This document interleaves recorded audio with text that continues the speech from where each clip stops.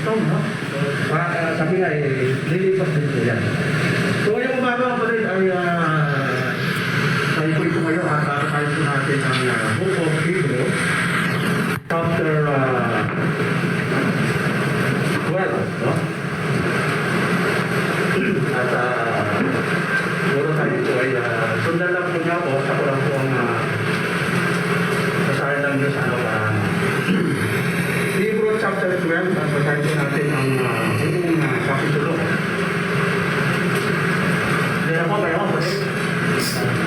Wherefore, saying, we also are compassed about with so great cloud of witness, let us lay aside every weight and the sin which doth so easily beset us, and let us run with patience the race that is set before us, looking unto Jesus, the author and the finisher of our faith, who for the joy that was set before him endured the cross, despising the same, and is set down of the right hand of the throne of God. For consider him that endured such contradiction of sinners against himself, as you be weary and faint in your mind. You have not yet resisted unto blood, striving against sin, and you have forgotten the exhortation which speaketh unto you as unto children. My son, despise not thou the chastening of the Lord, nor quench when thou art rebuked of him. For whom the Lord loveth, he chasteneth and scourgeth every son whom he receiveth. If you endure chastening, God dealeth with you as with son. For what son is he whom the Father chasteneth not? But if you be without chastisement, whereof all are partakers, then are you bastards and not sons. Furthermore, we have had fathers of our flesh, which corrected us, and we gave them reverence. Shall we do not much rather be in subjection unto the Father of the spirits and live? For they verily for a few days chasten us after their own pleasure, but he for our profit, that we might be partakers of his holiness. Now, no chastening for the present seemeth to be joyous, but grievous. Nevertheless, afterward, he hath held the peaceable fruit of righteousness unto them which are exercised thereby. Verse 12, Wherefore, lift up the hands which hang down in the feebleness, and make straight paths for your feet. This that which is lame be turned out of the way, but it rather be healed. Follow this with all men, in holiness without which no man shall see the Lord. Looking diligently, lest any man feel of the grace of God, lest any root of bitterness, stringing up trouble you, and thereby many be defiled. Lest there be any fornicator or profane person as Esau, who for one morsel of meat sold his birthright.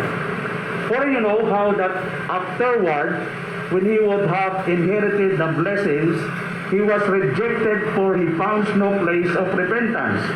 Thou he sought it carefully with thirst. For you are not come unto the mount that might be touched, and that burn with fire, nor unto blackness and darkness and tempest, and the sound of trumpet and the voice of words, which voice they that heard entreated, that the word should not be spoken to them anymore. Verse 20, for they could not endure that which was commanded, and it so much as beasts touch the mountain, it shall be stoned or thrust through with a dart. And so terrible was the sight that Moses said, I exceedingly fear and quake. But you are come unto Mount Zion, and unto the city of the living God, the heavenly Jerusalem, and to an innumerable company of angels, to the general assembly and church of the firstborn, which are written in heaven, and to God the judge of all, and to the spirit of just men made perfect, and to Jesus the mediator of the new covenant, and to the blood of his sprinkling that speaketh better things than that of Abel. See that you refuse not him that speaketh. For if they escape not who refuse him that spake on earth, much more shall not we escape, if we touch with him that speaketh from heaven, whose voice that smote the earth, but now he had promised, saying, Yet once more I shake not the earth, only but also heaven. And this word will once more signify the removing of those things that are shaken, as of things that are made, that those things which cannot be shaken may remain. Wherefore, receiving a kingdom which cannot be moved, let us have grace whereby we may serve God acceptably with reverence and godly fear. For our God is a consuming fire. So, ang Diyos po ang magpalak sa pagbabasa ng kanyang buhay na salita. Tayo po ay makapapuna, mga kapatid. So, ngayong umaga ay pag-uusapan po natin yung tungkol po sa para medyo sa ating topic ngayon ay tungkol po sa why should the godly suffer? Yun. Siyempre, dalawa lang po yan eh. Yung mga unbeliever nagsasuffer. Ang tanong, bakit yung mga believer din na nagsasuffer? Yun, diba? So, yung pong suffering, one of the fruit of the Holy Spirit is suffering. So, hindi natin pwedeng takasan na walang suffering ang Kristiyano. Kasi nga po, isa po sa fruit of the Holy Spirit is suffering. Kaya lang po natin ng Galatia. Kasi baka sabihin nyo, bakit kung kailan ako naging Kristiyano ay maraming suffering? Kung kailan nga naging mga sa Bible po, kung kailan nga sumunod si na Pablo, si Pedro, mismo ang ating Panginoon. Kung tutuusin, masarap ang buhay niya ng Panginoon sa langit. Bumaba siya, pero nung bumaba siya, puro suffering. At yung mga Kristiyano ngayon, ayaw ng suffering. Pastor, bakit naman kung kailan ako naging Kristiyano ay parang full of suffering? So, tinan lang po natin yung Galatians 5:22 para makita po natin na yung suffering is one of the fruit of the Holy Spirit. Sabi po doon sa Galatia chapter 5 verse 22, but the 5:22, no? Sabi doon sa 22, but the fruit of the Spirit is love, joy, peace, long-suffering, gentleness, goodness, faith, meekness, temperance. Against such there is no law. Yon. So one of the fruit of the Holy Spirit sa mga anak ng Diyos ay long-suffering. Kaya pag nag-long-suffering ka, huwag ka magre-reklamo, Lord, bakit kung kailan ako naging primitive, bakit kung kailan ako nabaptize, ay napakahabang suffering. Kaya nga, long suffering eh. Hindi short suffering nakalagay ha. Long suffering. Yung marami yung pag-aaral doon, pero tutok po tayo doon sa ating pinag-aaralan na why should godly? Pag sinabing godly, ito po yung mga pinili ng Diyos na tinubos ng ating Panginoon na na-born again at nagpabautismo na at isa pong membro ng iglesia. Yun po ang usapin kasi dito eh. Mga membro na ng church na nagsasuffer. So, siyempre, marami hong kategorya yung suffering. Maaaring nagsasuffer ka dahil sa pagsuway. O maaari kang nagsasuffer because of, tatalakayin natin isa-isa yon. Dahil maraming paraan ang Diyos bakit ginagawa niya yon. So, tindalan po natin yung mga bagay kung bakit nakakaranas po ng suffering ang mga maka-Diyos. Kasi mga unbeliever, natural talaga sila mag-suffer eh, di ba? Yung pandemic, ang maraming reklamador, magreklamo yung mga unbeliever eh. Eh kung ikaw ay Kristiyano, puro ka reklamo din yan, pagkakaiba mo sa unbeliever. Tayo mga Kristiyano, ano man yung mga sitwasyon natin, alam na natin yan na mangyayari. Hindi man natin gusto, pero pag ginusto ng Diyos, wala ko tayong magagawa. Yan. Kaya ang gagawin lang natin, sa Diyos na lang natin, Lord, kung ito po yung kalooban mo, wala akong magagawa, di ba? Ang Diyos nga eh. Di ba? Nung ginusto ba ni Kristo na siya'y mamatay, ayaw nga ni Kristo eh. Sabi nga niya, Ama, kung maaari lang, alisin mo sa akin yung saro. Ano yung saro? Yung kanyang raranasing hirap. Pero hindi ang kalooban ko ang masunod, kundi ang kalooban mo. Ay, di ba? Hindi naman nasunod yung kalooban ni Kristo. Yung kalooban pa rin ng Ama ang nasunod eh. Nagsuffer pa rin siya. So, bakit nga ba nagsasuffer yung mga mananampalataya? Siyempre, magtatanong tayo. Di ba kapag Kristiyano ka raw, ay nung kami nasa Pentecostal, ang pagkaalam namin, pag Kristiyano, wala nang problema. Pagpapalain ka, siksik, liglig, at umaapaw pa. Lalo pag nagbigay ka every Sunday ng ikapo, offering, may ikapo na, may offering pa. Talagang, pag kami nagpipres nun, puro ikapo eh. wala nang doktrina eh. O pag ikaw ay ganito, wala kang suffering. Nabaliktad pala sa Bible, mga kapatid. Kung babaybayin natin ang kasaysayan mula sa ating Panginoong Jesucristo, sa kanyang mga disipulo, sa mga susunod na mga Kristiyano, ay talagang nagsuffer po sila.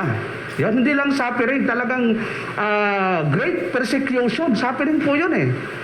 Sabi nga ni Paul, famine, persecution, tribulation, talagang matindi po yung naranasan nila. So, bakit nga ba yung mga anak ng Diyos ay nakakaranas ng suffering? Number one ho, para madisiplina ho tayo. Kasi minsan na mga Kristiyano, kahit Kristiyano na, wala pang disiplina. Ang sabi nga ni Rizal, ang disiplina, ang sabi ni Rizal, may kasabihan yun eh. Nakalimutan ko eh. Sino nakakalam ba? Yung may disiplina? Wala na nakakaalala. So pag disiplina daw, yun ang magbibigay sa atin ng tama, no? Kasi halimbawa, pag bawal tumawid, yung iba nag-expressway. Kasi taakit ka pa sa ano tawag doon? Yun, overpass, ang layo. Ay pag kayo tumawid, shortcut, ang bilis ko rin mamatay, ang bilis mo rin ma-hospital. Ay bawal kang tumawid, nakakamatay, pero ikaw yung nagbabadali. Kawalan ng disiplina, yun, napadali. So, kaya tayo ay dinidisiplina ng Diyos, number one po, ay para tayo ay nagkakaroon tayong suffering, para tayo ay madisiplina. Kasi nga naturally, ang tao po sa sarili, kahit pa born again, tandaan po natin, kahit Kristiyano, mananampalataya, dalawa po yung ating pagkatao, yung ating makalaman at yung maka-espiritual. Yung makalaman, siyempre ang gusto nito makalaman. Yung spiritual, gusto nito ay maka-spiritual. Ang makalaman, ano yung mga gusto? Siyempre, kung ano yung gusto ng laman? Kumain, uminom, matulog, magchismisan, pakialaman yung ibang tao. Ganun lang, yun ang makalaman eh. Yun, ang dami mga makamundo. Yung spiritual naman, maka-spiritual, magbasa ng Bible, makinig ng preaching, yun, maggumawa ng mabuti, tumulong sa kapwa, yun ang mga spiritual. Ito ngayong makalaman, babalik na rin ito, ayaw kong tumulong. Yung sabi ng spiritual, tutulong ako. Sabi ng makalaman, ayaw kong magbasa. I-Facebook na lang ako. Sabi ng spiritual, magbabasa ako. Sino kaya mananalo doon? So dalawa kong naglalaban sa katawan mo. Na ikaw rin yun. Kaya huwag tayo magturo. Ikaw yun. Hindi, ikaw talaga yun. Bisa nagtuturo tayo. Pero yung sinasabing disiplina ng Diyos, ginagawad po niya sa mga mananampalataya. Na katulad ng panahon po ng iglesia sa Corinto. Alam po natin, yung mga sulat sa Biblia, kung makikita po natin, naka-address po ito sa mga mananampalataya na membro na mismo ng iglesia, lokal ng Roma. Anong sunod sa Roma? Corinto, yon.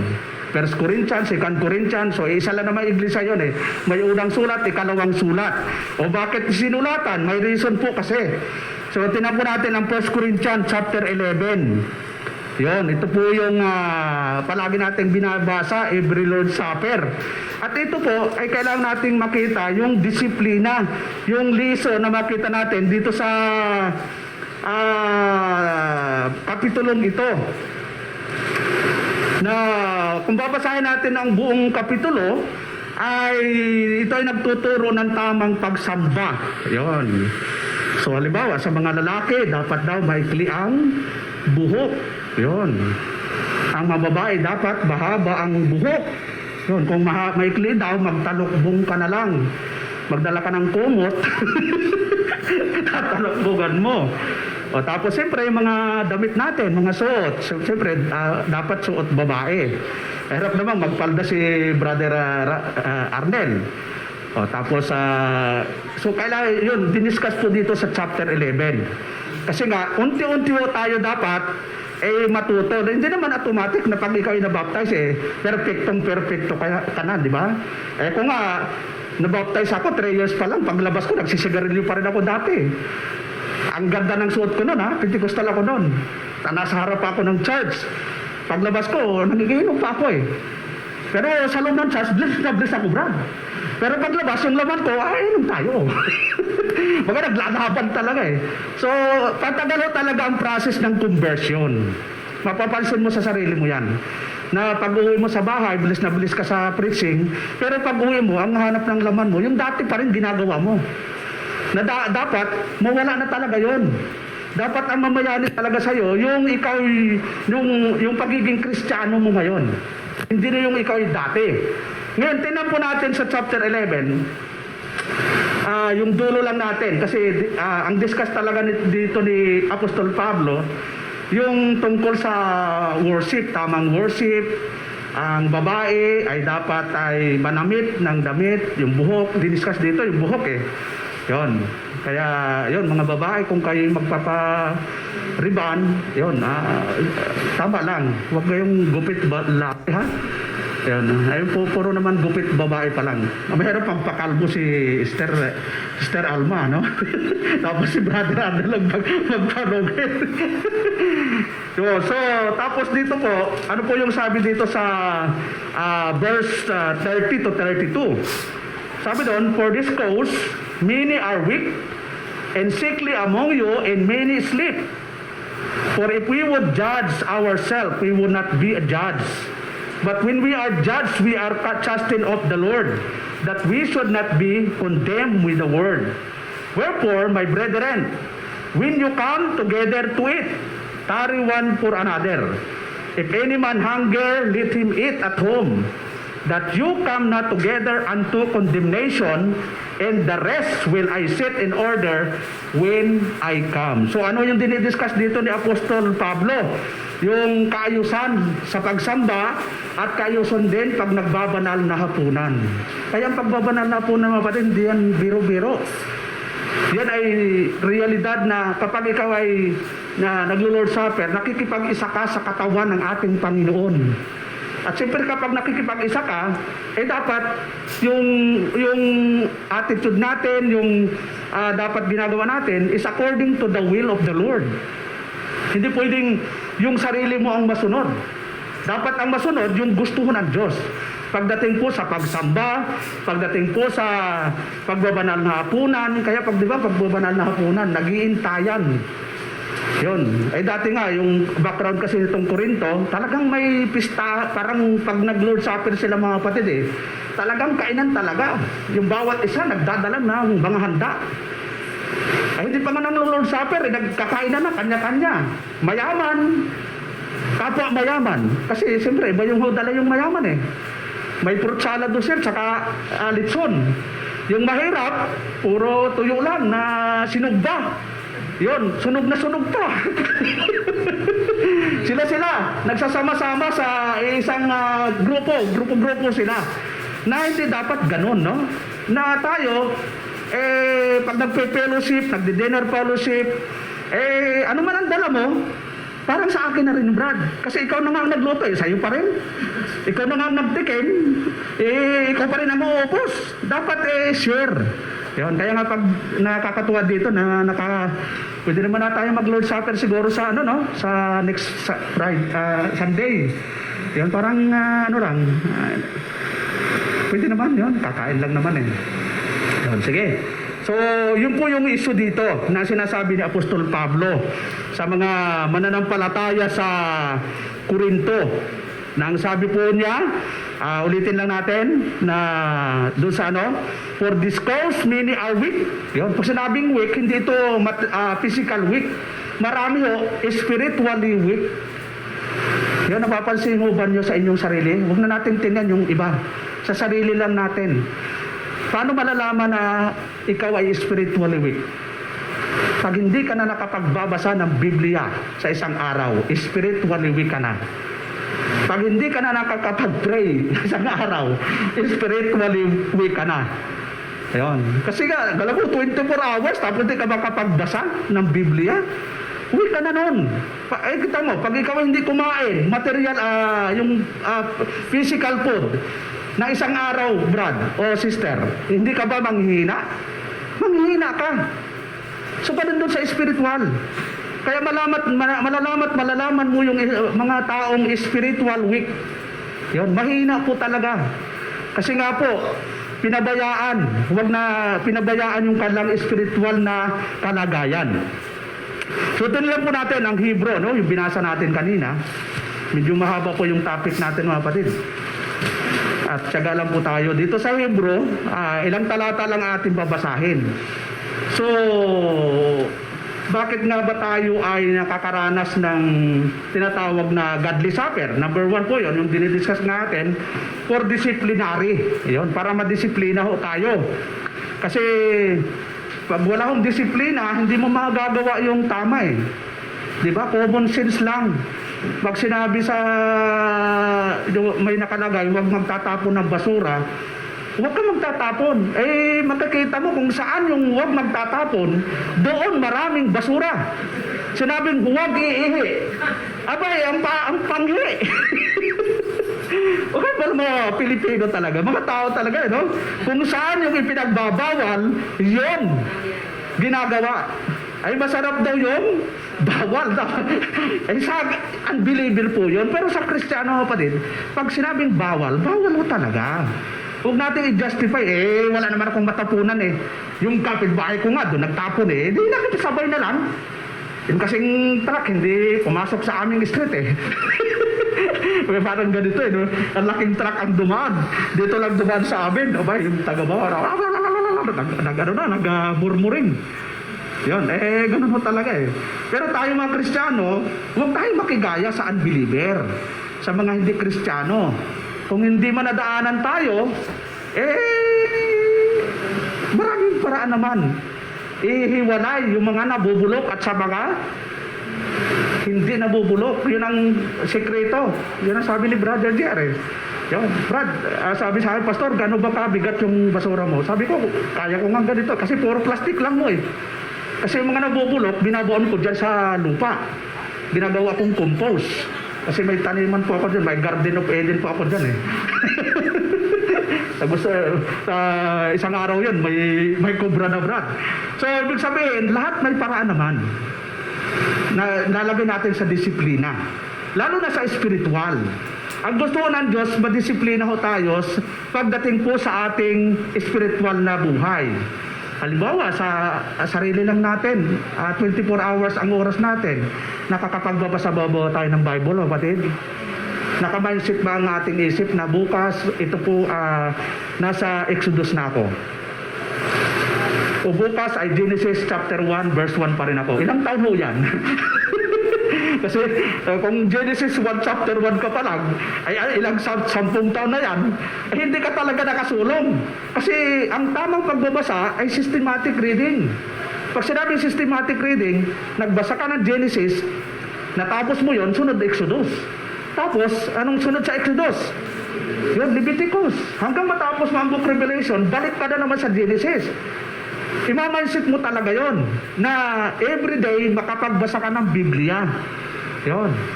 Kasi yun ang spiritual feeding natin, mga kapatid eh. Hindi pwedeng pabayaan yun. Kaya minsan tayo po ay nadadala ng ating emosyon, nadadala tayo ng ating sitwasyon, nadadala tayo ng secular work. Kasi nga yung spiritual natin napakahina. Walang panlaban. Kumbaga sa halaman, kulang ka sa calcium. May calcium palang halaman eh. Nag-aaral po ako ng nanonood po ako ng yung mga natural na pesticide, natural na pataba. Abay, nakagawa na nga ako 2 buti. Isang buting pesticide, isang buting abono. Alam mo yung Brad, no? Natural ho yun.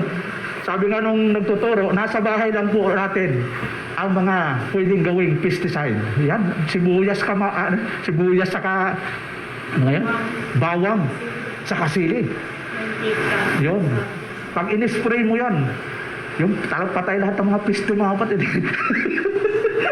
Kung may pamatay ng piste sa natural, may pamatay din po na piste sa na-spiritual. Yun. Tinan po natin. Yun, para may panglaban lang po tayo. 1 Peter chapter 5. Ito yung natural talaga. Dito sa 1 Peter, tingnan na natin yung sabi ni Apostol Pedro. Sabi doon, be sober, be vigilant, because your adversary, the devil, is like a roaring lion, walketh about seeking whom he may devour. Ayun, ito, piste ito eh. Di ba piste si Satanas, mga kapatid? Walang ginawa, magbantay para ikaw ay pabagsakin. Yung mga piste, walang ginawa yan, lalo sa gabi. Kaya nga ang advice, pag nag-i-spray ka daw, pagka-umaga, wala pang araw. O kaya pagka dumilim na, kasi dyan lumalabas yung mga piste. Eh kailan ba lumalabas si Satanas, mga kapatid? Sabi doon, wala akong oras, roaring lion, looking someone to devour. 24 hours. Mabuti nga yung piste, minsan sa gabi lumalabas, bro eh. Ay si Satanas, wala akong oras, anytime, all the time, anywhere. Kahit saan ka pumunta.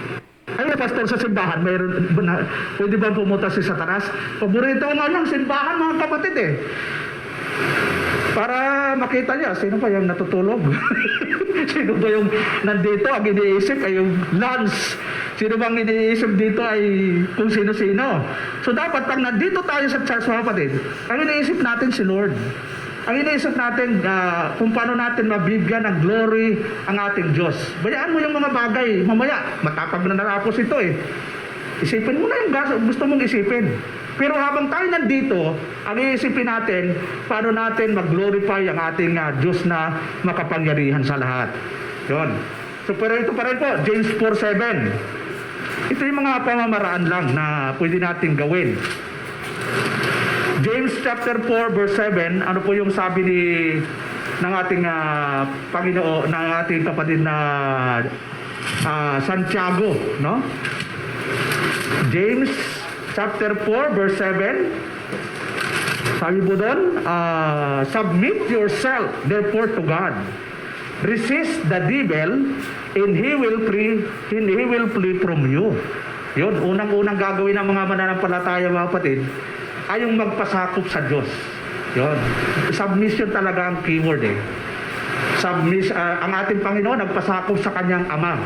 Kaya nga nung isinugo siya, hindi siya nagreklamo. Alam ba ni Kristo na pag isinugo siya ng Ama eh, ang magiging kahinatnan niya, hirap.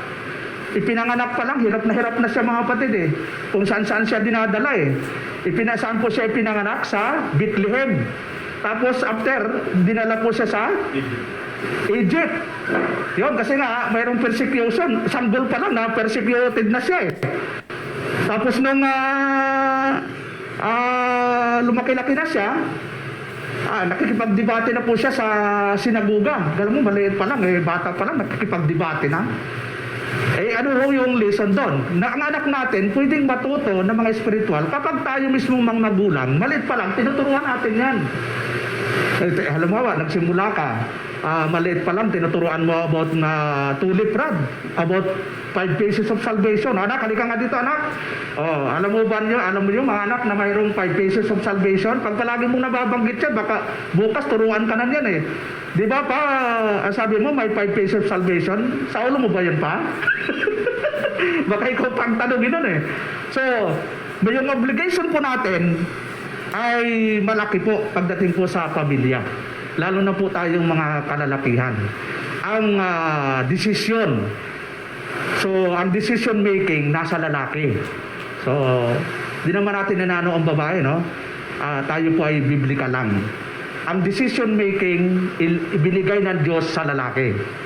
Eh, pastor, mali yung asawa ko. Bayaan mong mali. Ang importante, ibigay mo lang yung suggest mo sa kanya. Yun.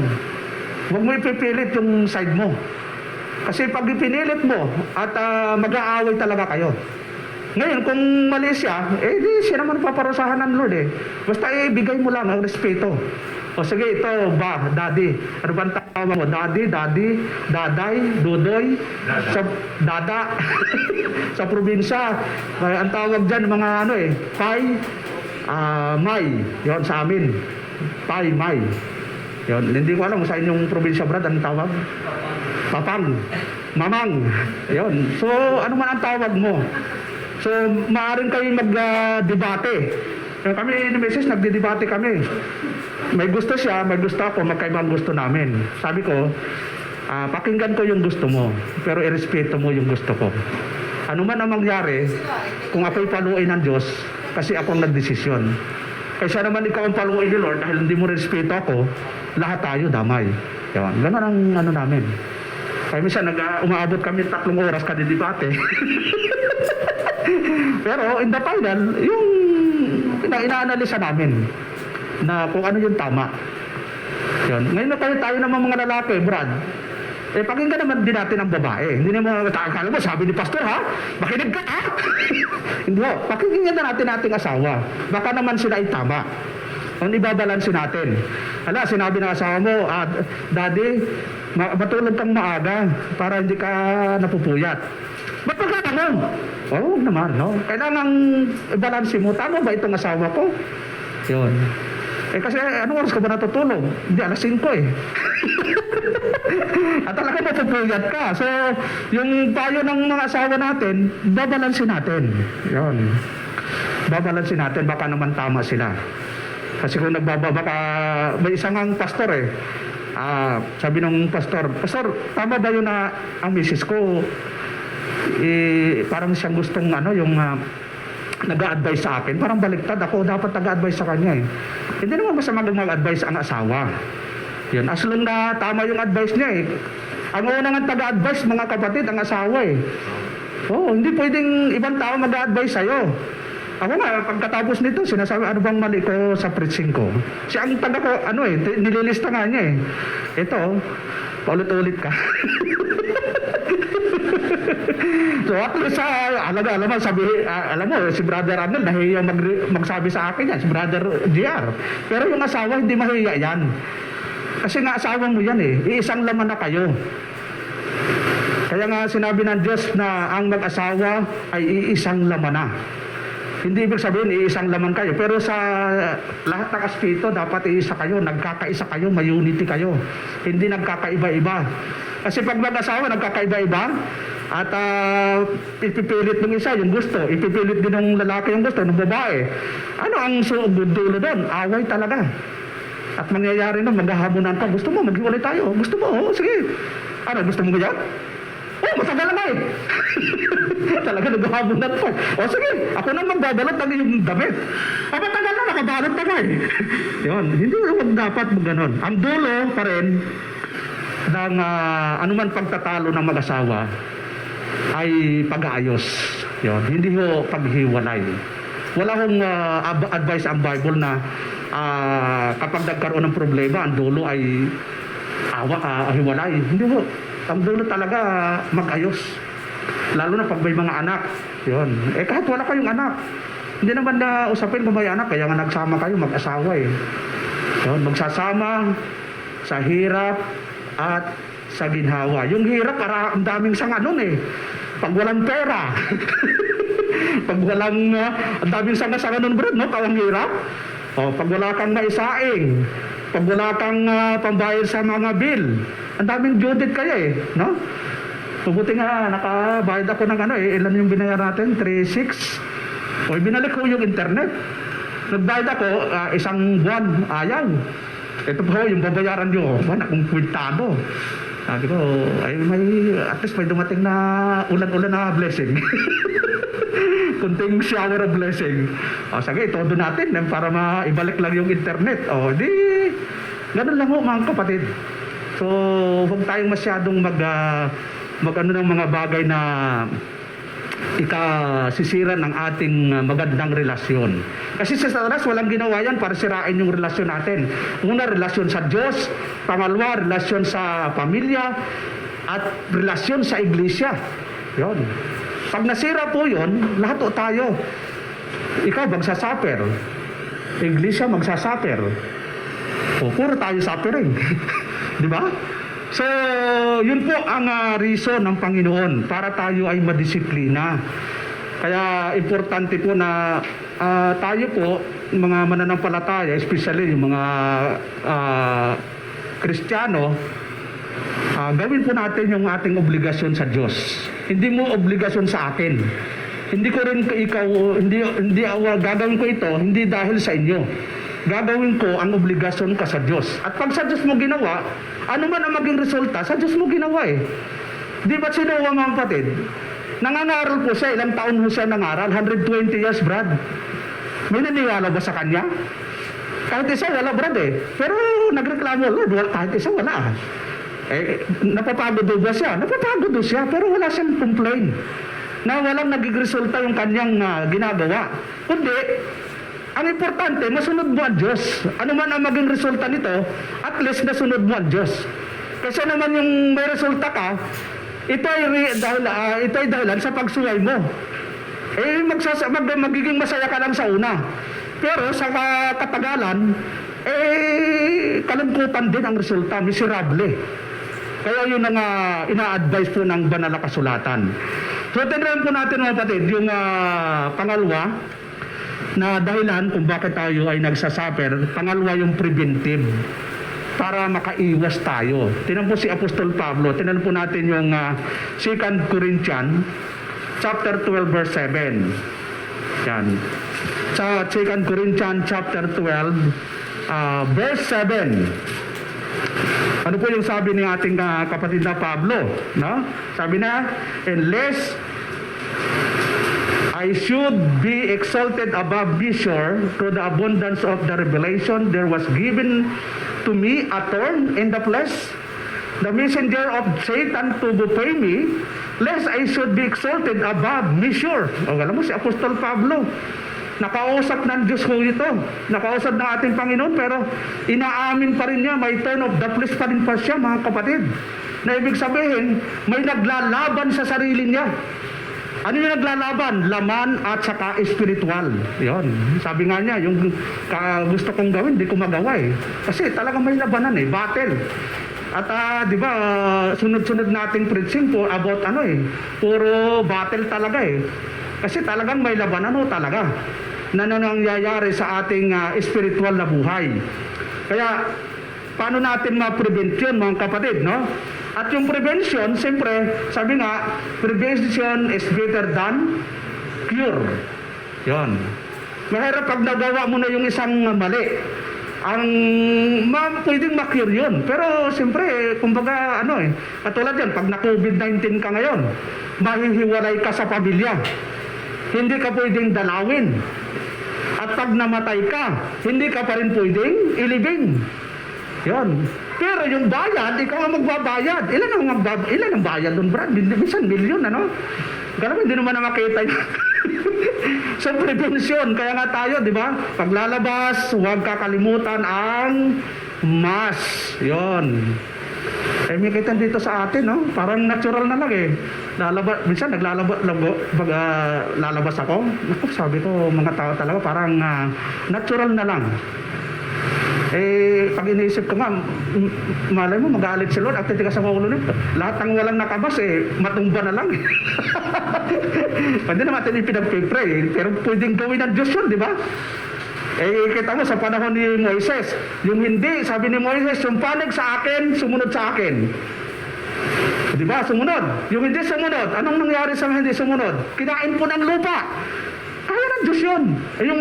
Yung iba nakatakbo. Akala nila, makakatakas sila sa galit ng Diyos. O hinabol pa rin sila ng apoy. O gala mo yan, hindi ka pwedeng makatakas. Kapag sumuway po tayo sa tama, mayroon po tayong tinatawag na pagdidisiplina. Yon. Kaya para maiwasan yon, ito po yon ang payo ni Apostol Pablo. Yon, para maiwasan yung mga bagay na yun. Kasi hindi naman nandyan na yan eh. Kumbaga yung pandemic, nandyan na yan. Kita mo, sarado po yung SM ngayon sa 13. Bakit ito nagsara? Kasi yung mga gwardiya, ano yung istorya nga Brad? Yung napapasok yung walang mga quarantine. Kahapon nga kami, pumunta kami sa, kailan ba tayo pumunta sa papasukan yung school? sa Notre Dame yun. Notre. Papasok kami sa sa isang ako may quarantine, si Amiel wala. Nasa labas lang si Amiel, naghihintay. Yan. Pag walang quarantine, talagang ganun talaga ang pagkakarela Umikot kami kasi mayroon kami bibilhin. Abay, sabi ng pastor, hindi ba pala pastor, sir, hindi pwede kayo pumasok. Blue, dapat blue ngayon ang quarantine. Ay, hindi ba sa Del Treyas, anong kulay? Green. Oh. May kulay-kulay pala yan. Bag hindi kulay, kahit pilitin mo, hindi. Yan, bukas na. Pero kahapon, hindi pwede. So, yun po ay lesson din na pwede natin kunan ng na tayo po mga Kristiyano, meron naman tayong gabay, no? Ito yung Biblia, mga kapatid. Yun, prinsipyo natin ito. Na kapag sinabi ng Diyos, gawin mo. Sinabing huwag kakalimutang magbasa, huwag kakalimutan. Tayo nga makalaman, di ba? Gising sa umaga, talagang cellphone agad ang hanap ko. Talagang, tapos hanggang anong oras yung nakanota sa Facebook? Sino nakaka5 oras sa Facebook? Walang umamin 10 oras. Okay lang po yan, yung mga nag-o-online seller, no? Okay lang po yun, nag-o-online. Kasi, ang totoo nun, yung business natin ngayon, hindi na nga pwedeng face-to-face pwedeng face-to-face pero dapat naka-face mask. Pero yung mga negosyong talagang online, talagang Sister Lisel saka Sister Alma talagang hataw sa online Kamuting kahoy, tuyo. Lahat ng mga online. Ang sarap ng tuyo, walang idibalat. So, kumbaga yung opportunity natin ngayon, kung ano yung oportunidad at hindi naman illegal, pwede natin gawin. Yun. Kaya ko nga, nagtitesting ako nung pampaano ng buhok, medyo lumago nga Sabi ni Elder Babe, napapansin ko Elder parang gumaganda ang buhok mo. May sikreto yan, bumili ka ng L Urbano. So, yung lang oportunidad natin mga kapatid. So, yung Biblia, ito po yung pinaka-guide natin. Sa trabaho, sa pagninegosyo. Kaya pag sa negosyo, kung ano lang ang tama. Yun. Kung tayo masyadong magpatong ng may kaunti lang. Aanin mo yung malaking tubo, isang beses ka lang bilhan. Kaya sabi ng check, konti tubo, marami namang ulit-ulit yan. Atin pa rin. Sa iyo, taas tubo, isang bilili, wala na. Yun. So, ganun po yung sa buhay natin. Yung prevention, tinan po natin yung Ephesians. Para makita po natin yung bilang Kristiyano, ano ba yung dapat gawin natin para makaiwas po tayo doon sa mga kalaban natin na walang ginawa kundi kulitin tayo. Dito po sa Ephesians chapter 6, yun, palagi natin binabasa ito mga kapatid Sabi doon ay verse 10, finally, my brethren, be strong in the Lord and the power of His might. Put on the whole armor of God that you may be able to stand against the wiles of the devil. Ayun, yun lang po ang sekreto Wala na ibang paraan para malabanan mo ang diablo, kundi ito lang. Pag hindi mo ito sinuot, wala, makakapenetrate po yung kalaban. Alam mo yung kalaban, kasabi nga, yung peste daw, pag halimbawa, nag-ano ka na isang pesticide, mai-immune na po yun sa ini-spray mo. Kailangan yung pesticide mo mag-improve din, Brad. Kasi yung bago, sanay na yung peste. Ito si Satanas, sanay na sa ginagawa mo. Kaya kailangan mag-improve ka. Kailangan mag-level up ka. Kasi nag-level up din si Satanas Marami din siyang mga pamamaraan para ma-down tayo, para mapahina yung spiritual natin. At marami siyang mga instrumento. At siyempre, yung instrumento minsan, technology talaga no? Bakit ka napupuyat? Saan ka napupuyat? Di ba, bawal ka magpuyat. Sabi ng Bible, 1 Corinthians 3:16, ganito basahin nga po natin mga batid. Ito para sa mga nagpupuyat. Na wala namang pinagpupuyatan. Okay lang kung may pinagpupuyatan kayo, pero kung yan ay hindi naman productive at hindi ka naman call center ay nagpupuyat ka, ito basahin nga po natin, bigyan natin ng maganda exposition. Sabi daw, know you not that you are the temple of God, and that you, the Spirit of God, dwelleth in you? If any man defile the temple of God, him shall God destroy. For the temple of God is holy, which temple you are. Yun. Alam mo, dinisign nga ng Diyos ang gabi para matulog. Tapos ikaw ay puyat ng puyat. Buti kung nakakatulog ka sa araw. Na mabawi mo. Ilan bang oras dapat matulog ang tao, mga kapatid? 8 hours. Pag natutulog ka raw, para ka nang kumain ng karne, prutas, saka gulay. Pero kahit kain ka ng prutas, karne, masustansya, pag kulang ka sa tulog, baliwala yun, mga kapatid. Napapansin nyo, pag kumpleto ang tulog, ang sarap ng pakiramdam, Pag talagang pag-iisip mo, parang kahit hindi ka maglagay ng mga dekora sa mukha, fresh na fresh ang mukha mo. Pero kailangan para natin yung Rex. Kailangan para natin yung para ako nasunog na brad Yan, kasi nawala ng stock si Sister Jerez Meron na ba Sister Jerez? Ayaw, parating na. Coming soon. Yan, so yun naman mga kapatid, makakatulong. Pero the best na makatulong talaga yung pahinga. Yun, ang pahinga kasi labas at loob ay talagang napapahinga yan. Di ba, pag napapansin nyo, maganda yung tulog nyo, lahat maganda maganda yung aura mo. Pero pag puyat ka, ang init ng ulo. Wag mo puyat ako ha? Huwag mong kasapin ha? Talaga Ay parang kayong puyat. At talaga parang tulog yung asawa mo, ikaw kidlat. Pag nagtagpo yung, isa lang pala yung brad ha? Talagang pag kumulog, at kidlat, talagang ang resulta, talagang super typhoon So, yun, maganda ho, unti-unti natin nabaguhin yung ating disiplina sa sarili. Kasi pag walang disiplina talaga, apektado yung kasama mo sa bahay. Bubuti kung ikaw lang ang tao. Kung gusto mong magsulo ka, pumunta ka sa bundok at magtayo ka ng sariling bahay doon. Mount Everest. At kahit anong gawin mo, walang makikialam sa'yo at walang madadamay. Di ba? So, pero habang ikaw may kasama, isasaalang-alang mo yung kasama mo. Hindi yung parang wala kang kasama sa bahay. Kailangan, kasama ko, ayaw ng ganito. Kahit gusto ko, kasi pag ginawa ko ito, umaalis siya. Dalawang pag ginawa ko. Pag ginawa ko ito, umaalis siya. O edi, huwag mong gawin para hindi umalis. Bakit? Alam mo, nag-aalaga ka ng leon. Ayaw ng asawa mo ng leon. At yung iba naman, nag-aalaga ng cobra. Ay, yung asawa mo, takot sa cobra.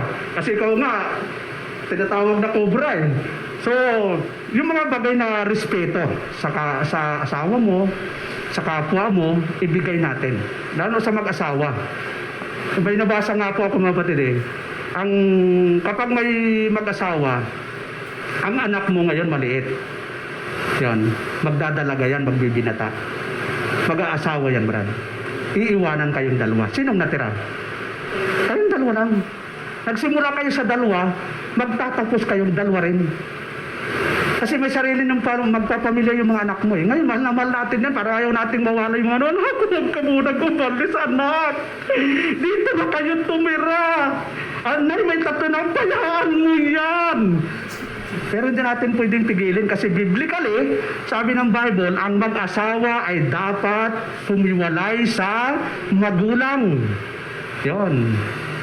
Buti, okay lang, wala namang problema ako. Walang issue sa biyanan ko kasi namatay ang biyanan ko dito sa poder namin Yon, mula nang ikinasal kami, nasa amin na yung biyanan namin Pero marami yung magbiyanan, nag-aaway. Alam mo, yung babae, alam mo yung biyanan ko, ang sungit talaga. Sabi naman, yung asawa ng asawa ko, grabe talaga. Hindi maghugas ng pinggan, hindi makapaghugas. Nagchichismisan silang dalawa, magbiyanan tsaka yung asawa ng So, hindi mo maganda. So, kailangan maghiwalay ho talaga ang mag-asawa. Magsisimula kayo ng sariling pamilya. Yan. Kaya mag-asawa. Kayo lang talaga. Magkakaanak kayo, yun, may pamilya na kayo. Takot na tayo sa pamilya, no? Kaya mag-ano tayo ng isang lesson na para lang sa mag-asawa. Yun. Pag nandito na si Brother Serwin, no, sister, no? Para talagang mag-asawa talaga. Iba ho kasi yung usaping mag-asawa talaga eh. Pag malalim yan, maraming kailangang pag-usapan. Okay po, so yun. Para ma-prevent natin, yung isuot natin, yung whole armor of God. Sa ano ba niyo yung mga kapatid ko anong whole armor of God? Ano yung isusuot nyo? Bilang sundalo, ano isusuot nyo? Helmet. Yan, yung mga magmumotor, alam yan eh. At least tumambling ka man, Brad. Ako, believe kay brother, oh, nakailang tumbling na ito. Yung motor, wasak. Pero si Brother Arnel, buong-buo pa. Eh. So, helmet, importante. Ano yung helmet na yon? The helmet of... tingnan natin para hindi tayo magkamali. Baka kasi nakalive tayo eh. Chapter 6, verse... tingnan natin sa verse 14, no? Wherefore stand therefore having your loins girt about with truth, and having on the breastplate of righteousness, and your feet shod preparation of the gospel of peace. Above taking the shield of faith, wherewith you shall be able to quench all the fiery darts of the wicked. Yon. Shield of faith pala yan, mga kapatid, no? Pag sinabing shield, meron pa isa, helmet of salvation pala yon. Yon. Pag sinabing helmet of salvation, sure ka na ano man ang ginagawa mo dito, medyo minsan pasaway kang anak, pero sure ka, sa langit ka pa rin. Yon. Ang mangyayari lang, yon, pagdisiplina, yung number 1, didisiplinahin lang tayo ng Diyos. No, habang nasa daan ka, ano man ang mangyari, Lord, ingatan mo ako, pero ano man mangyari, secure na yung kaluluwa. Yun. Baka naman, Lord, hindi aagawin mo yung aking kaligtasan, no? So, helmet of salvation, ano po? So, sabi dito, stand therefore having your loins girt about with truth. Yun. Saan man tayo pumunta, dapat dala-dala natin yung katotohanan. Yun, halimbawa si Brother GR, umuwi na sa Catanduanes. Catanduanes ba ang province, Brad? Catanduanes. So, dapat, dala-dala niya ang truth. Hindi pwedeng, naku, Pastor, may baptist po dito. Dito nga po yung lula namin. Laking simbahan, Pastor. Eternally secure naman tayo, Pastor, eh. Dito na ako mag-church, Pastor. Hindi mo gano'n, mga kapatid. Ang covenant natin, kung ikaw ay hindi mo na kayang dumalo sa iyong local church, ang gagawin mo ay maghahanap ka sa lugar mo ng kauri sa pananampalataya. Pag hindi ka nakahanap, is better na talaga magsimula ng gawain doon, Brad. Hindi na, baptist din naman, Pastor, eh. Yung tunog lang yun, baptist, pero sa realidad, hindi mo talaga baptist. Marami yung nasilo doon, mga kapatid, na pag-uwi sa bahay, sa lugar nila, tunog Christian. Kaya dito na lang ako dadalo kasi may word na Christian din eh. So hindi po, ang covenant ng iglesia na ikaw ay lilipat ng isang lugar, isasaalang-alang mo ang iyong pananampalataya. Yun bang lilipatan mo ay may pananampalatayang ganito? Hindi, Pastor, may dancer pero hindi naman ako nasa una, nasa dulo naman ako umuupo. At kapag nagsasayawan, pupunta po ako sa comfort room. Tapos ang pagkatapos ang nagpipreach babae. So, ganun din. Hindi, pinapakinggan ko lang naman, Pastor, yung pangangaral. Hindi ko na tinitingnan to sinong mangangaral. Hindi, dapat tinitingnan mo, batid. Kasi yung authority, kapag wala yung authority, lahat ng sasabihin nun, hindi yung autorisado. Yun. Halimbawa, dito sa Belmont, sinong may authorized na magbigay ng mga batas dito? Siyempre, yung pamunuan nila. Ay kung halimbawa, si Brother Bilben, mga kapatid, bawal hong maglakad pag alas 6 ng hapon. Sino magsabi? Ako. Kasi hindi ko na ipadadaan sa huway ito. Ako na ang batas ngayon. Papaniwalaan kaya kay Brad? Hindi mo maniwalaan. May maniwala sa'yo yung pamilya mo. Pero may autorisado. Dapat na may magsabi kung sino yung may autorisado. So, Ano po yung sinasabi dito natin? Your faith shared with the preparation of the gospel of peace. Yan. Tulad mamaya, ito request ko sa inyo kapatid, kung magagawa nyo. Yung ating live video, pwede mo nyo i-share nyo sa timeline nyo. Sa timeline nyo, pwede i-share nyo. Yung ating preaching. Naka-live tayo eh. Tingnan ko nga mamaya kung sino makapag-share. O malay mo, hindi ka makapag-share sa kaibigan mo. O malay mo ba sa preaching? Kasi tayo nahihiya sa kaibigan natin. Hindi ba? Nahihiya tayo. Ako nga sa mga classmate ko, sabi ko, pastor ka na pala classmate. Sabi ko, matagal na. Pwede ka bang ma-invite sa Christmas party namin? Ikaw ang So talagang kasi nagla-live ako, di ba? Mga classmate ko nanonood din. Sabi nyo, yung isang classmate ko, sabi nga, mabuting mga classmate, pinagpala ka ng Diyos. Totoo naman, pinagpala tayo ng Diyos. Pero sila, mga mayayaman ng mga kapatid materially. Pero ang sabi nila, mabuti ka pa, pastor, pinagpala ka ng Diyos. Bakit sila mayaman na ba? Parang hindi sila pinagpala. Totoo yun mga kapatid. Basta, yung spiritual, mas importante sa material po yun. Mas higit na mahalaga sa mga material, yung spiritual. Kasi kapayapaan ang resulta nito mayaman ka nga, madami ka mga ari-arian. Katulad nun, nag-pandemic, kahit marami kang pera, limitado yung mabibili. Ilang alcohol ang gusto mo? Isang kahon? Hindi mo pwede, 6 lang ang maximum. Bili po ako ng 10 box na sardinas kasi pamimigay ko. Hindi po, limitado po lang. O alam mo yun, walang nagawa. Nung nagkaundoy sa Marikina, Brad, yung pera nila na libo-libo, nagkadikit-dikit, wala talagang pati hanggang bubong yung tubig So kumbaga, appreciate natin mga kapatid na ang Diyos, kapag hindi tayo sumunod, yung mga bagay na sa atin, pwedeng kunin niya anytime, all the time, anywhere, nasaan ka man pumunta. Dapat sumusunod tayo sa gusto ng Diyos. Sabi nga sa Zechariah chapter 4 verse 6, hindi sa aking kalakasan, hindi sa aking talino, kundi sa kapangyarihan ng Diyos. Tayo, iba-iba yung lakas natin, iba-iba yung talino natin Yung kaya ni brother hindi ko kaya. Yung kaya ni brother Jihad, hindi ko kaya. May kanya-kanya tayong kaya.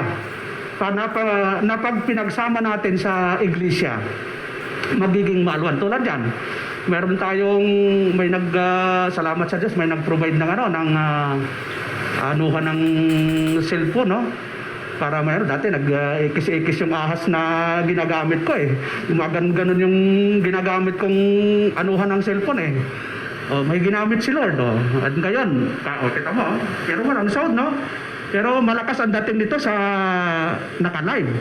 Pag nakikinig sila, malakas. Pero muna kakailang Brad, wala akong napapakinggan Pero blessing mo yun. Dati wala tayong halaman. Malay mo, pati dito sa ulo ko, may halaman sa sunod. Di ba? Nag-i-improve tayo. Yung spiritual natin, dapat nag-i-improve din. Hindi lang makita natin, nag-i-improve tayo, pastor. Dati wala tayong TV. Material yan. Pero dapat mas lalong nag-i-improve tayo, spiritual. Lalo nating pinapalakas yung ating spiritual na buhay. So, yun, mahaba-haba po ito Pasensya na po Sabi doon, above all taking the shield of faith, yun. Panangga sa kalaban mo, yung shield of faith, yung pananampalataya mo. Yun, pag tinanong ka ba, anong paniniwala mo Brad sa Diyos? Naniwala ka ba na isang Diyos? Hindi, sabi ni Pastor, marami ang Diyos. Hindi ako ang nagsabi doon. Si Soriano po ang nagsabi doon. Baka malo yung napakinggan mo. So tayo po naniniwala na there's only one God, the Father, the Word, and the Holy Ghost, and these three are one. Yan, paano mo mapapaliwanag yun? Hindi, basta, tatawagan ko si Pastor. Pastor, ano mo paliwanag yun sa one God? Patay tayo doon. Dapat alam mo kung paano ba ipaliwanag yun. Pag sinabi ng Diyos na mayroong isang Diyos, maniwala po tayo. Sinabi ho sa Biblia na ang Ama ay Diyos, ang Anak ay Diyos, Espiritu ay Diyos. Sabi, maniwala din tayo. Pero ilan ang Diyos mo? Sabi ng Biblia ho, isa. Huwag mong bibilagin yung kamay mo, talo ka doon. Yun, yung shield of faith natin mga kapatid, na pinandigan mismo ng unang mga magulang natin. Alam mo, anong paniniwala natin sa kaligtasan? Nawawala o hindi? Siyempre, marami ang naniwala na hindi nawawala daw. Kasi ang sabi nila, paano hindi nawawala? Paano kung ako'y nagkasala at hindi ako nagsisi? Mapupunta pa ba ako sa langit? Tandaan po natin, yung ibinigay po sa atin ng Diyos, eternal life. Eternal life. Pag sinabing eternal life, buhay na walang hanggan. Hindi pansamantalang buhay. Ang sabi doon ng John 3:16, kung alam natin, sige nga, memorize natin lahat, laksa natin. For God so loved the world that He gave His only begotten Son, that whoever believeth on Him should not perish Doon pa lang, no? Should not perish, but have eternal life. O paano mawawala yun? Ang nawawala, yung joy of salvation. Kapag ikaw ay Kristiyano, anak ng Diyos at hindi ka sumunod sa Diyos, ang nawawala sa iyo, the joy of salvation. Yung ligtas ka nga, pero hindi ka masaya. Kaya ramdamin mo sa sarili mo, masaya pa ba ako pag nagbabasa? Masaya pa ba ako pag nasa church? Pag naramdaman mo parang boring ka na dito, ito yung time na talagang baka wala na yung joy of salvation mo. Bakit to nawawala ang joy of salvation? Ano ang talata yun mga kapatid sa awit? Sino nakaalala? 51, tingnan natin kung tama, no? 51 o 55? I-check nga natin yung restore unto me the joy of salvation. Sino may ano dyan? Yung research Brad. Pero tingnan natin, 51.5 o 55. 51.12. Salamat Brad ha. Yun. Kulang ako, 51.5 yung ano eh. 51.12. So, ano yung sabi doon ng Salves? Yun. Ang kwento nito, siyempre, yung nagkasala si David, no? Kay Bathsheba. Yun. Pero, yun. Sabi nga niya sa 12, simulan natin sa verse 10, no? Sabi doon, create in me a clean heart, O God, and renew a right spirit within me. Verse 11, cast me not away from thy presence, and take not thy Holy Spirit from me. Aba, pwede palang umalis yung Holy Spirit, Brad. Yun. Tapos sabi daw, restore unto me the joy of thy salvation, and uphold me with thy free spirit. So kapag ikaw ay gumawa ng mali, ang nawawala sa'yo yung joy of salvation. Pero pwedeng i-restore yun. Ang nagre-restore para, hindi ang pastor, hindi ikaw. Sino magre-restore pa rin mga kapatid? Ang Diyos. Kaya sabi ni David, restore unto me the joy of my salvation. Kaya pag nakaramdam tayo na parang wala na tayong joy, it's time na talaga lumuhod tayo sa Diyos. Lord, ibalik mo sa akin yung joy ng kaligtasan ko. Tulad nung dati, excited tayo, no? Ako, anong oras ang service? Alas 9. Ako, alas 6 ka pa lang, nandito na eh. Nung after baptism, hallelujah, amen, praise the Lord! Na-baptize mo na ako sa primitive baptist. Excited ka, excited, pastor. Talagang naka-10 chapter ako Grabe talaga, pastor. Tapos ang ganda pala ng aral ng ng 5 pieces of salvation about sovereignty of God. Excited na. Pastor, may tanong pala ako sa'yo. Talagang palagi ka nagtatanong. Ngayon, wala nang nagtatanong, Brad. Excited ka talaga nung una eh. Dapat ibalik natin mga kapatid yung ating excitement sa paglilingkod.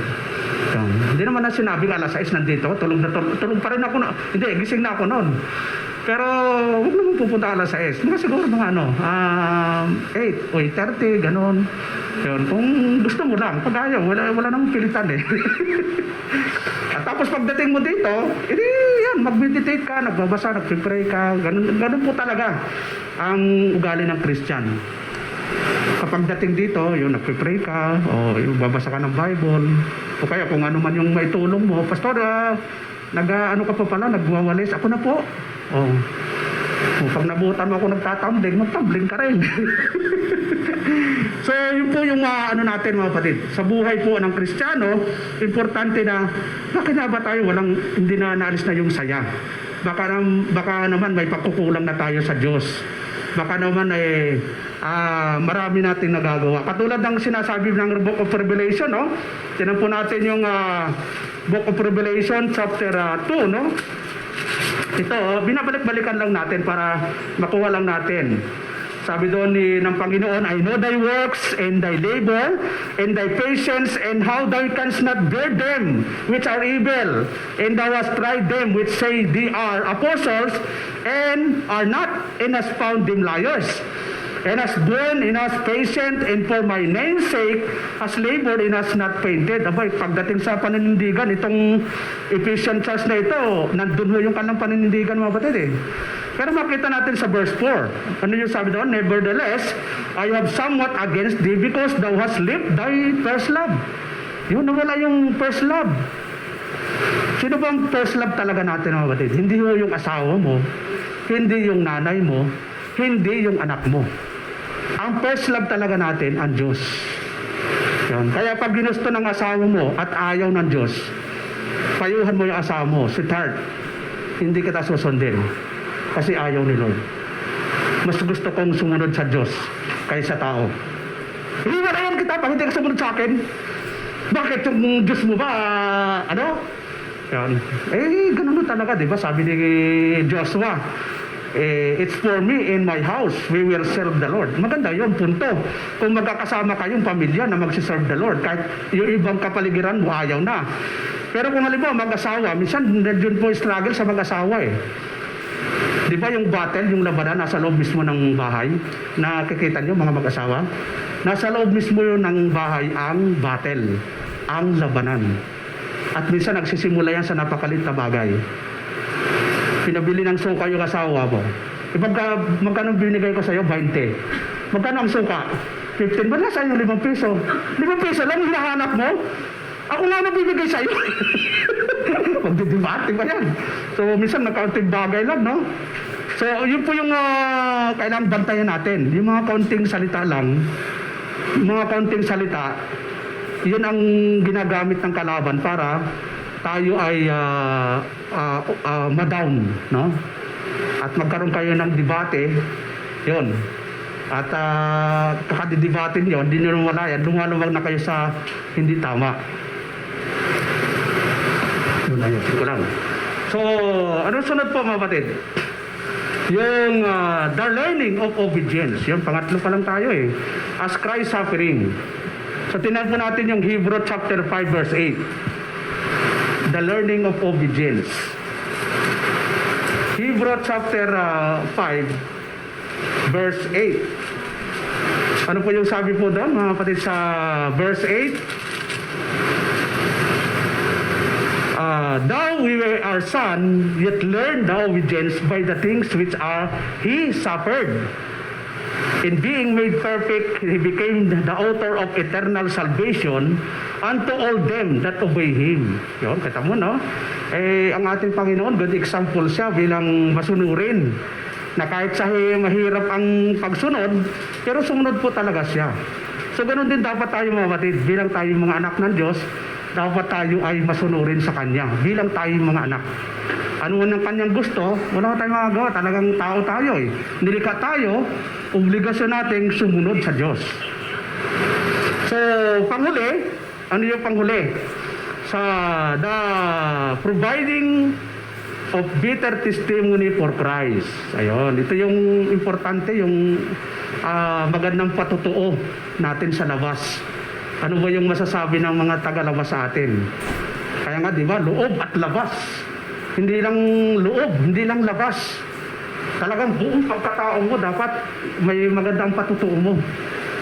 Yung kahit, kasi iba yung persecution eh. Yung patutuo, tinan natin yung sabi sa Acts 9, sa Acts chapter 19. Acts chapter 19, verse 14 to 16. Tingnan natin yung sabi ng ating talata. Sabi mo doon sa 14, and there were 7 sons of Sceva at Joe, and chief of the press, which did so. And the evil spirit answered and said, Jesus I know, in full I know. But who are you? Ano mo yun, no? And then the one in whom the evil spirit has lived on them and overcame them and prevailed against them, so that they fled out of that house naked and wounded. Alam mo yan, mo? So, alam mo yung mga spirit, alam niya kung sino talaga yun sa Diyos. Alam, pupunta ka sa bahay. O ako primitive baptist ako. Kristiyano ako. O, kilala ko si brother, ikala ko sister, pero sino ka? Di ba? Sa panahon ko ni na Pablo, kilala ko si Kristo, kilala ko si Pablo, sino ka ba? Kasi ginagamit yung pangalan ni Kristo eh. So, tayo, kailangan yung patutuo natin ay hindi po mapulaan. Hindi yung pag masabi nila, ay, pasimba-simba ka naman, pag Sunday, nasa simbahan ka, pero yung ugali mo naman, parang ugali, hindi intindihan. So, dapat maganda yung patutuo natin. So, tinan po natin yung sabi ng ating Panginoon dito po sa Matthew, chapter 5, no? Ito yung mga batay natin, yung mga talata ito, mga batid. Sabi doon sa 5:16, let your light so shine before men, that they may see your good works and glorify your Father which is in heaven. Yun. Shine. Hindi naman apektado yung eternal salvation mo, kundi yung ating temporal na buhay dito. So pag ikaw ay gumagawa ng tama, siyempre nag-glorify ang Panginoon, ang Diyos sa langit. Ay pag hindi ka gumawa ng tama, nalulungkot siya. At ito yung nangyayari minsan sa Kristiyano. Tinan po natin yung Ephesians chapter 4 verse 30. Ano po yung sabi po niya sa verse 30? And grieve not the Holy Spirit of God, whereby you are sealed unto the day of redemption. Yun, huwag daw i-grieve. Paano gag-grieve yung Holy Spirit? Pag hindi ka sumunod sa Diyos. Pag lumalawag ka sa kanyang kalooban, nalulungkot yung banal na espiritu. At hindi makakabuti ito sa atin. Di ba sa 1 Corinthians sabi doon, huwag mong pighatiin ng banal na espiritu. Huwag mong sirain yung templo ng Diyos. Kapag sinira mo, nag-grieve ang Holy Spirit. At di ba sa doon sa 17, sabi ni Apostol Pablo sa 3:17, sisirain ko kayo. So, ang hirap naman no? Na paparusahan tayo ng Diyos dahil hindi sa pagsunod sa Panginoon. So, yun lang po mga kapatid sa umagang ito at nawa po, ulitin ko lang po yung ating pinag-aralan. Yung pamagat po ay, why should the godly suffer? Yun. Number 1, to disciplinary. Yun, madisiplina tayo. Pangalawa, preventive, para makaiwas tayo sa mga dapat iwasan. Kasi pag walang nangyayaring suffering parang relax lang Pero pag nakaranas ng suffering, ako, dapat pala nag-ipon ako. Diba? Anong na-lesson natin nung pandemic, nang nag-pandemic? Dapat pala may savings talaga tayo. No? Ako talaga ngayon kahit pa 10 piso, nagsisavings na ako ng kapatid Pag may 100 ako, kahit yung 20, 30, isi-savings ko na Kasi in time of needs, meron kang madudukot. Kasi dapat ganun ang mindset natin, hindi yung pag may 100, ang gastos 200. Ay dalawang 100 lang yung dumating sa'yo, yung 100, ipinangutang mo pa. Hindi, abunado ka pa. So dapat pala, pag may dumating 100, i-mindset mo na, 20, 30, i-savings mo na. Ay kung bawat linggo may mga savings ka, edi lalaki din yun, di ba? So i-mindset natin. Kaya tayo, i-check natin yung ating savings. Hindi ko i-check nyo. Hindi ko tayo sabi, pastor, i-check mo ba? Hindi ko, kayo ang i-check ng savings nyo. May savings na ba kayo? Alkansya yun. Maganda. Marami namang paraan para maka-savings Yun. Yung kung makapag kayo ng negosyo, yun pinaka-the best investment yung business. Kasi sa business, pwedeng lumago yan May halagang 1 to. Kaya Dennis, 1 to lang, no? Reseller ka na. Pag city distributor, magkano siya? 3 plus, 3 to yata. O, kaysa naman matulog yung pera mo, baka kalawagin pa yun. So, ano pa, yung the learning of obedience, at yung panghuli nating pinag-usapan natin, the providing of better testimony of Christ. So tayo po yung